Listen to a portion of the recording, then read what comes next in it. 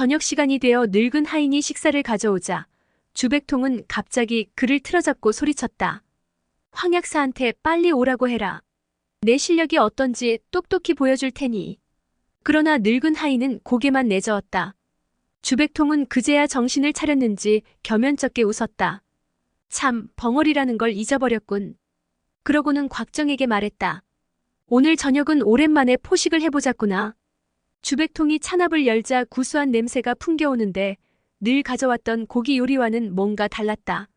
찬압 한쪽 끝에 닭찜이 가지런히 놓여 있었는데 그것은 곽정이 가장 좋아하는 요리였다. 뭔가 집히는 게 있어 곽정이 닭찜을 한 입 베어 물으니 양념과 간이 황용이 해준 맛과 똑같았다. 그녀가 자신을 위해 특별히 해준 요리라는 확신이 들자 곽정은 갑자기 가슴이 요동쳤다. 다른 음식들은 별다를 게 없었지만 찬압에 들어있는 10여 개의 만두 중 한 개에 손톱으로 찍어 누른 호리병 무늬가 있었다. 자세히 보지 않고는 식별할 수 없는 희미한 흔적이었다. 곽정이 이상하다는 생각에 만두를 집어 반으로 가르니 과연 그 속에서 나판이 하나 나왔다. 곽정이 얼른 품속에 집어넣었는데 주백통과 하인은 전혀 눈치채지 못한 듯했다. 만두를 다 먹은 주백통이 국까지 마저 다 비우자 늙은 하인이 그릇을 가지고 돌아갔다. 곽정은 다급히 나판을 꺼내 반으로 쪼갰다. 나판 안에는 종이 쪽지가 들어있었는데 과연 황용의 필체였다. 쪽지에는 아버지와 화해했으니 조만간 곽정을 보내줄 거라는 내용이 적혀 있었다. 곽정은 너무 기쁜 나머지 쪽지를 주백통에게 보여줬다. 주백통이 웃으며 말했다. 잘 됐구나. 넌 그동안 여기서 나처럼 쌍수호박에 절세 무공을 익히면 되겠다. 그날 밤 곽정은 가부좌를 틀고 앉아 내공을 좌우로 따로 운용하는 법을 연습하고 있었다. 그때 휙 하는 바람 소리가 들려 눈을 떠보니 어둠 속에서 긴 수염이 펄럭이는 게 보였다. 주백통이 무공을 연마하고 있었다. 곽정은 두 눈을 크게 뜨고 그 모습을 자세히 관찰했다. 주백통은 왼손으로 공명권을 연마하면서 오른손으로는 전진교의 장법을 시전하고 있었다. 속도는 매우 느렸지만 매초식이 허공을 가르는 위력적인 바람 소리와 함께 유와 강이 절묘한 조화를 이루는 것을 느낄 수 있었다. 곽정은 그런 주백통의 모습을 보며 감탄하지 않을 수 없었다. 그런데 갑자기 주백통이 비명을 지르며 뭔가를 나무 기둥으로 던졌다. 어둠 속에 날아간 그 물체는 나무에 부딪혀 퍽 하는 소리와 함께 터져나갔다. 그와 동시에 주백통이 비틀대자 곽정은 소스라치게 놀라 황급히 달려가 소리쳤다. 대영, 왜 그러세요? 독사한테 물렸어. 이렇게 죽을 줄은 몰랐는데. 곽정이 살펴보니 주백통의 안색은 이미 변해 있었다. 곽정은 주백통을 부축해서 동굴로 돌아와 옷을 찢어 허벅지를 꽉 묶어주었다. 그런 다음 품속에서 부싯돌을 꺼내 불을 밝히는 순간 곽정은 그만 가슴이 덜컥 내려앉고 말았다. 주백통의 종아리가 벌써 평소의 2배나 부어 있었던 것이다. 도화도엔 이렇게 독이 강한 청복사가 없는데 어디서 온 걸까? 무공을 연마할 땐 아무리 날랜 뱀이라도 날 물지 못하는데 하필이면 양손으로 무공을 연마하느라 정신이 분산되는 바람에 이런 일이 벌어지다니. 혼잣말처럼 중얼거리는 주백통의 목소리가 떨리는 걸 보니 벌써 독이 많이 퍼진 게 틀림없었다. 만약 주백통이 상승 내공으로 운기의 순환을 막지 않았다면 벌써 죽었을지도 모를 일이었다. 곽정은 급한 마음에 그의 상처를 빨아내기 시작했다. 그러자 놀란 주백통이 얼른 곽정을 말렸다. 안 돼, 이 독은 매우 강해서 조금만 들이켜도 죽게 돼. 그러나 곽정은 주백통이 죽지 않기를 바라는 마음만 간절할 뿐 자신의 안위를 걱정하지 않았다. 곽정은 오른쪽 팔뚝으로 그의 하체를 단단히 누른 다음 끊임없이 상처를 빨았다. 주백통은 발버둥을 치며 막아보려고 했지만 사지에 힘이 풀리기 시작했고 마침내 정신을 잃고 말았다. 곽정은 한참 동안 독을 빨다가 독액이 거의 없어졌을 때쯤 그것을 모두 땅바닥에 토해냈다. 내공이 심오한 주백통은 반 시즌이 지나자 다시 정신을 차렸다. 아무래도 난 틀린 것 같아. 그래도 죽기 전에 너처럼 의리 있고 정 많은 동생을 사귀게 됐으니 정말 기뻐. 곽정과 주백통은 서로 사귄 시간은 길지 않았지만 둘 다 솔직한 성격에 의기투합도 잘 돼서 마치 수십 년을 사귀어온 법 같았다.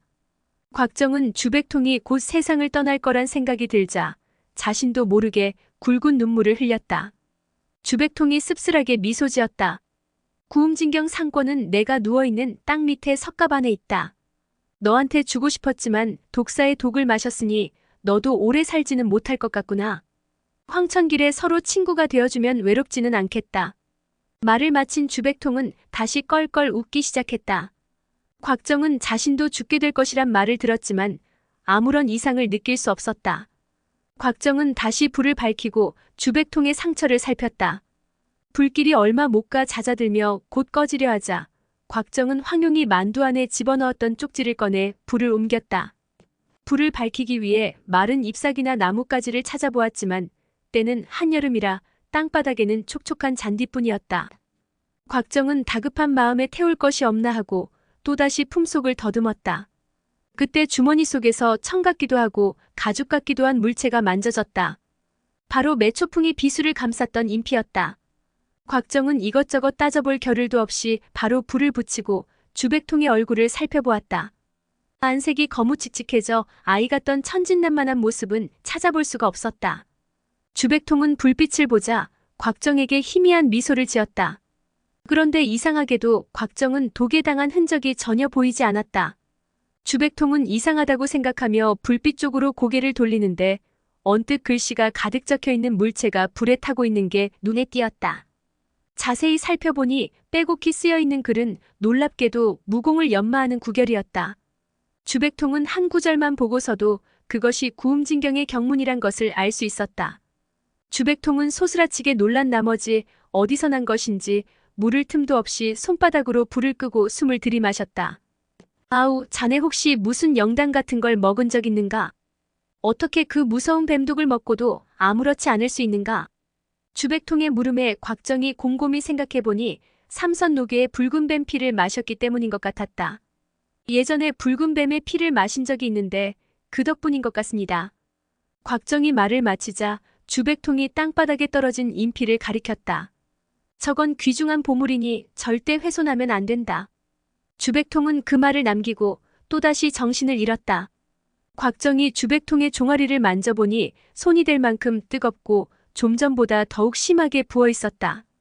다급해진 곽정은 더 생각해볼 겨를도 없이 땅바닥에서 사기 사발을 집어들고는 빗으로 왼쪽 팔뚝을 그어 피를 받았다. 곽정은 자기가 뱀독의 영향을 받지 않은 걸 보고 자기 피에 뱀독을 해독할 성분이 들어있을 거라 생각했다. 곽정은 주백통의 머리를 무릎으로 받친 다음 사발에 담긴 피를 그의 입속으로 흘려넣었다. 주백통에게 피를 다 먹이고 나자 자기도 모르게 곽정은 석벽에 기대어 잠들고 말았다. 아무리 혈기왕성한 나이의 곽정이라도 많은 피를 흘린 탓에 온몸에서 힘이 빠지고 정신이 흐려지는 것을 막을 수는 없었다. 얼마나 지났을까? 누군가 자신의 팔뚝을 동여매는 것 같았다. 눈을 떠보니 땅바닥에 흰 수염을 들이운 주백통이었다. 곽정은 너무 기뻐 소리쳤다. 대영, 이제 괜찮은 거예요? 그래, 네 덕분에 목숨을 건졌구나. 곽정이 그의 상처를 살펴보니 과연 종아리에 퍼져있던 시꺼먼 독기운은 사라지고 상처 부위만 빨갛게 부어있었다. 이날 아침 둘은 조용히 앉아 운기조식을 하며 원기를 회복했다. 주백통은 점심을 먹고 나자 곽정에게 어디서 인피를 얻었는지 그 내력에 대해 묻기 시작했다. 곽정은 잠시 생각에 잠겼다가 이야기를 시작하며 둘째 사부 주총이 어떻게 기운장에서 매초풍의 품에 있던 비수까지 함께 훔치게 됐는지 설명해 주었다. 곽정은 인피에 새겨진 글을 한 구절도 이해하지 못했기 때문에 품 안에 쑤셔넣고 신경 쓰지 않은 것이다. 곽정이 물었다. 대영이 아까 이게 보물이라고 했는데 대체 뭐죠? 그러자 주백통이 잠시 생각에 잠기더니 입을 열었다. 이게 진짜인지 가짜인지도 모르겠고 좀 더 자세히 살펴봐야 대답해 줄 수 있을 것 같다. 그러고는 인피를 받아 천천히 훑어보기 시작했다. 지난날 왕중양은 전진교 제자들에게 절대 구음진경을 연마하지 말라고 유언을 남겼다. 주백통 역시 그런 사형의 유언을 어길 생각은 없었다. 하지만 동굴을 지키는 15년의 세월 동안 무료함을 달래기 위해 무공 연마는 하지 않고 그냥 읽기만 한 것이 이제는 비급의 상권을 달달 외우게 되었다. 주백통은 15년간 매일 학권에 기록된 내용이 무엇일지 추측했기 때문에 인피를 보자 그것이 곧 구음진경과 관련이 있다는 걸 직감할 수 있었다. 그리고 인피에 적힌 내용을 꼼꼼히 훑어본 다음에는 그것이 비급의 학권이라는 걸 확신했다. 그러나 주백통은 난감한 생각이 들었다. 무공에 미쳤다고 할 만큼 무공을 사랑하는 주백통은 천하무리민들이 최고의 보물로 여기는 비급을 보자 그 무공을 연구해보고 싶은 욕망이 솟구쳤다. 이런 주백통의 학구열은 명예를 추구하고자 함도 아니고 복수를 하기 위함도 아니었다.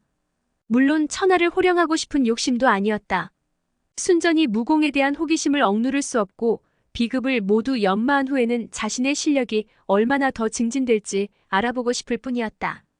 그러나 사형의 유언을 어긴다는 건 있을 수 없는 일이라 아무리 생각해봐도 한숨밖에 나오지 않았다. 결국 주백통은 학권이 새겨진 인피를 상권과 함께 보관하기 위해 땅을 파냈다. 그러면서도 계속 한숨을 쉬다가 갑자기 환호성을 질렀다. 그래, 맞아. 그런 방법이 있었어. 그러면서 주백통은 흥분해서 웃어대기 시작했다.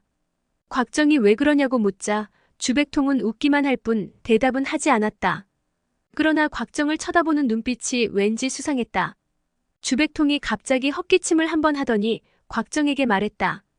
아우, 난 이 동굴에서 15년을 갇혀 살며 공명권과 쌍수호박 외에 여러 가지 무공을 창안해냈지. 어차피 할 일도 없는데 내가 하나씩 가르쳐 줄까?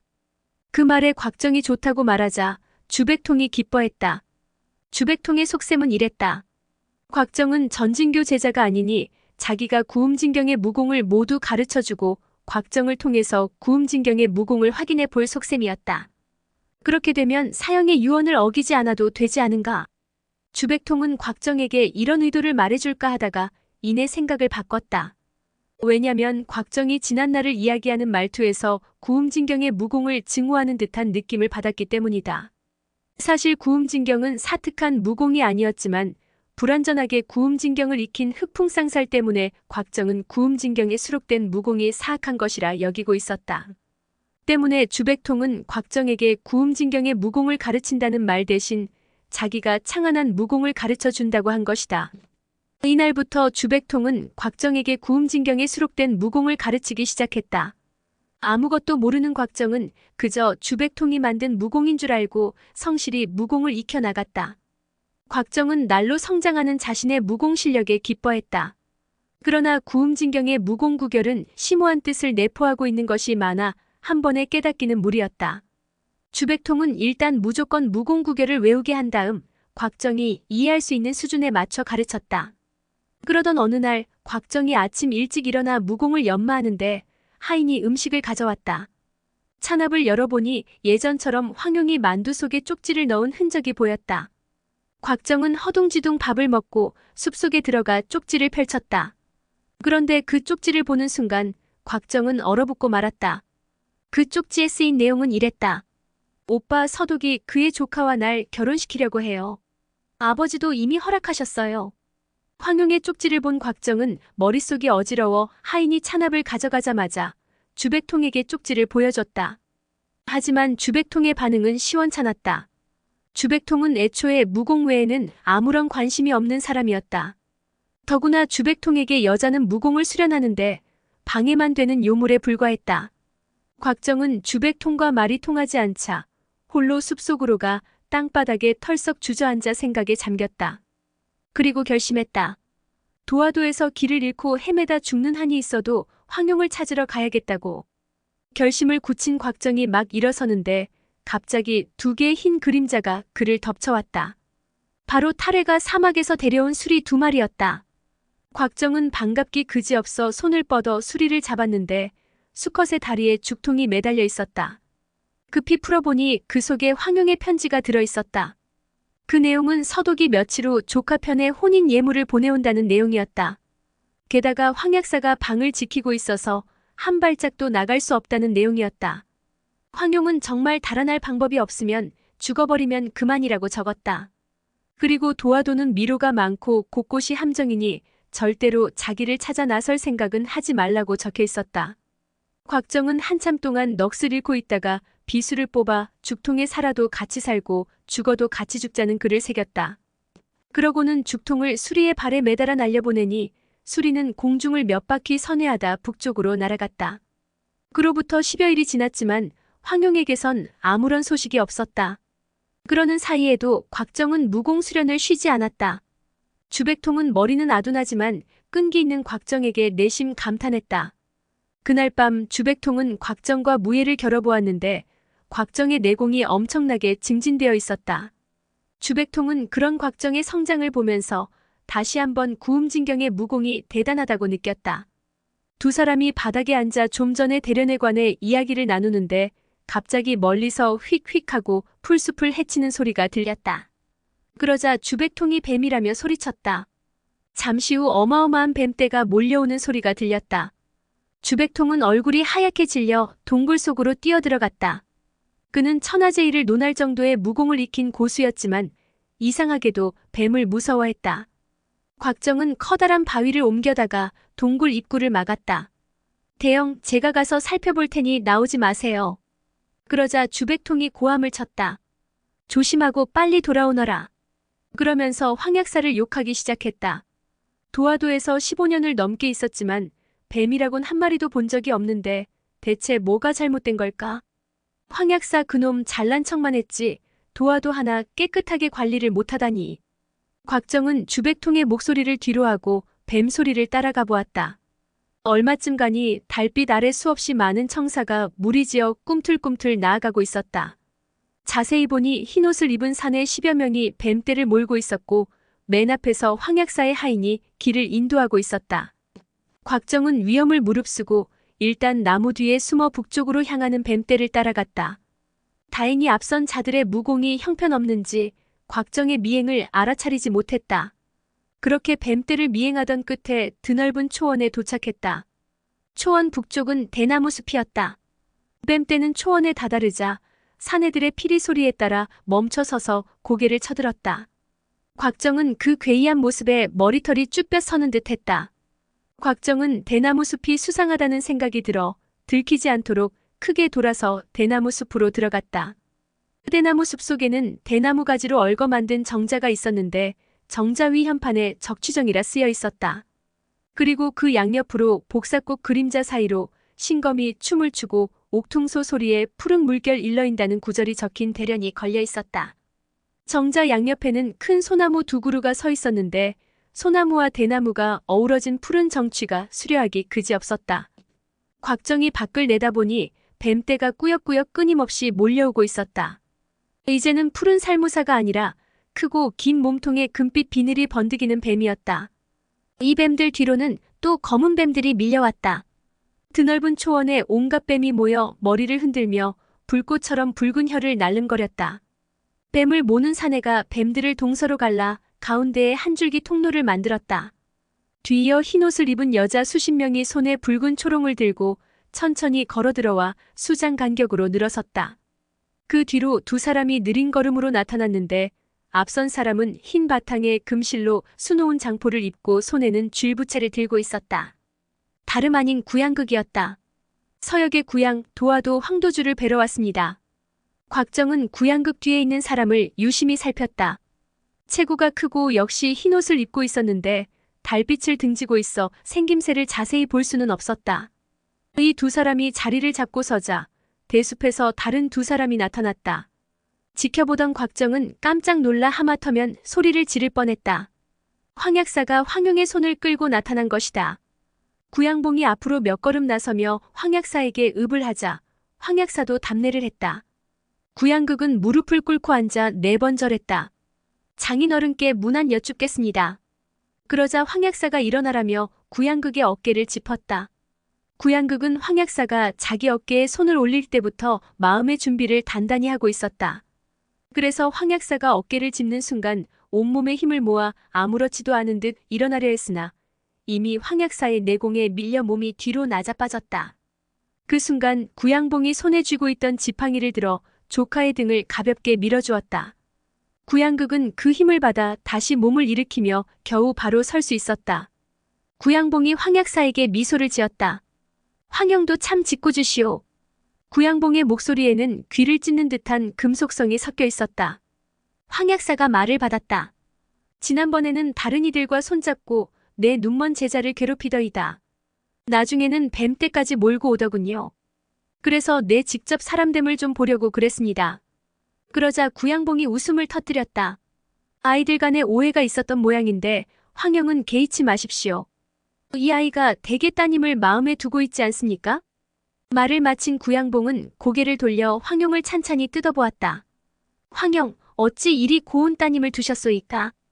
그러곤 품 안으로 손을 넣더니 비단갑을 꺼내 뚜껑을 열었다. 안에는 비둘기할 만한 크기의 황색 구슬이 비단 위에 놓여 있었는데 색깔이 거무칙칙한 것이 볼품없어 보였다. 이 통서지용화는 서역의 신기한 동물 몸에서 얻은 것이라오. 내가 약재와 함께 배합해 만들었소. 이것을 몸에 지니고 있으면 독이 침범치 못하고 독사나 독충이 접근하지 못할 것이오. 이것은 천하에 유일하게 이것 하나뿐이오. 이 숙부가 우리 질부에게 주는 선물이니 너무 하찮다 생각지 말고 받아주시오. 그러면서 미소 띤 얼굴로 구슬을 황용 앞에 들이밀었다. 구양봉이 이런 보물을 황용에게 주는 것은 혼사에 대한 자신의 정성을 보임으로써 황약사의 의심을 피하려는 의도였다. 황용은 얼른 고맙다고 인사하고는 통서지용환을 받아들었다. 구양극은 황용이 웃으며 선물을 받자 황용이 자기를 남편으로 받아들이는 줄 알고 기분이 좋아 환한 미소로 황용을 쳐다봤다. 그런데 그 순간 득이양양하던 구양극의 눈앞에 금빛이 번쩍했다. 깜짝 놀란 구양극은 황급히 철판교를 써 몸을 뒤로 젖혔다.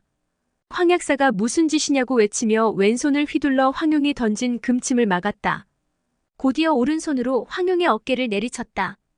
그러자 황용이 끝내 울음을 터뜨렸다. 아버지, 그냥 저를 때려 죽이세요. 차라리 맞아 죽을지언정 저 인간에게 시집갈 수는 없어요. 구양봉은 황용의 어깨를 치려는 황약사의 손을 대신 막아주며 땅에 떨어진 통서지용환을 황용의 손에 다시 쥐어주었다. 영예께서 조카놈의 무공을 좀 시험해 본 것을 갖고 뭘 그러십니까? 황약사도 자신이 아끼고 사랑하는 딸인지라 내공을 실어 때리지는 않았기 때문에 구양봉이 가볍게 쳐낼 수 있었다. 구양극은 뻣뻣하게 서 있었지만 왼쪽 가슴이 은근히 아려왔다. 아무래도 금침 한두 개 정도는 맞은 듯했다. 그러나 체면 때문에 얼굴은 아무렇지도 않은 듯 꾸미고 있었지만 곤란한 기색을 감출 수는 없었다. 구양극은 속으로 황용이 정말 자기한테 시집오기 싫어한다는 것에 화가 치밀었다. 오늘의 영상은 여기까지입니다. 영상이 도움이 되셨다면 구독과 좋아요, 알람 설정 부탁드립니다. 시청해주셔서 감사합니다.